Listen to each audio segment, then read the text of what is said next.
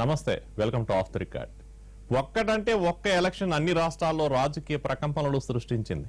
అన్ని పార్టీలో danger bells మోగించింది. Delhi ఫలితాలతో ఆంధ్రప్రదేశ్లోని టీడీపీ వైసీపీలకు దడ మొదలైంది. ఇప్పటికిప్పుడు ఈ రెండు పార్టీలకు వచ్చే నష్టం ఏమనుకుంటున్నారా?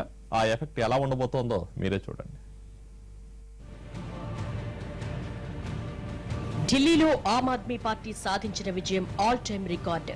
సామాన్యుడి విజయం ఇప్పుడు దేశమంతటా హాట్ టాపిక్. ఎక్కడ చూసినా ఢిల్లీ ఓటర్లపై ప్రశంసలే. ఢిల్లీలో వచ్చిన ఫలితాల ప్రభావం ఏపీపై ఎక్కడ పడుతుందోనని అధికార టీడీపీ, ప్రధాన ప్రతిపక్షం వైసీపీ ఉలిక్కి పడుతున్నాయట.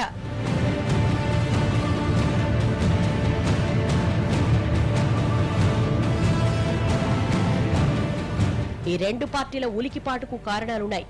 విభజన బిల్లులోని హామీల అమలు విషయంలో కేంద్ర ప్రభుత్వ నిర్లక్ష్యాన్ని ఈ రెండు పార్టీలు నిలదీయలేకపోతున్నాయి.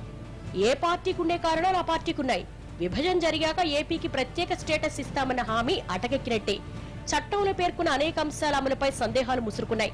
వీటిపై అధికార పార్టీ గట్టిగా నిలదీయలేకపోతోంది. కేవలం అభ్యర్థనలు, విన్నపాలతోనే సరిపెడుతోంది.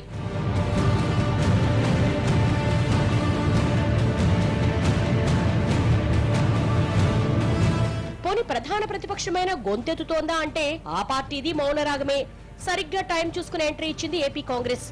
సార్వత్రిక ఎన్నికల్లో ఒక్క సీటు కూడా గెలుచుకోని ఏపీ కాంగ్రెస్ చిన్న సైజు ఉద్యమానికి రిబ్బన్ కట్ చేసింది. చట్టబద్ధంగా అమలవ్వాల్సిన హామీల కోసం పోరాటం మొదలుపెట్టింది. కోటి సంతకాల పేరుతో ఊరూరు తిరిగి బీజేపీని, టీడీపీని కడిగేస్తోంది.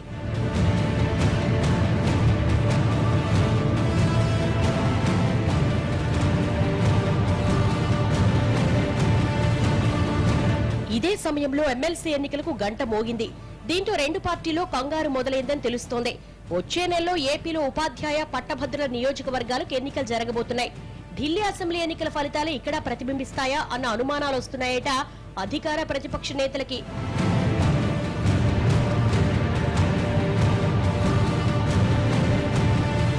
ఢిల్లీలో జరిగింది అసెంబ్లీ ఎన్నికలు, ఏపీలో జరిగేవి ఎమ్మెల్సీ ఎన్నికలు. సంబంధం ఏంటో అనుకోవచ్చు, కానీ ఢిల్లీ ఓటర్లలో చదువుకున్న వారే ఎక్కువ. ఎమ్మెల్సీ ఎన్నికల్లో ఓట్లేసేది కూడా 100% చదువుకున్నవారే. అందుకే ఆ పార్టీలు అంత కంగారు పడిపోతున్నాయట. ఢిల్లీలోలా ఇక్కడ కూడా ప్రజలు ఏకమైతే వచ్చే ఇబ్బందంతా అధికార ప్రతిపక్ష పార్టీలకే అన్న వాదన వినిపిస్తోంది.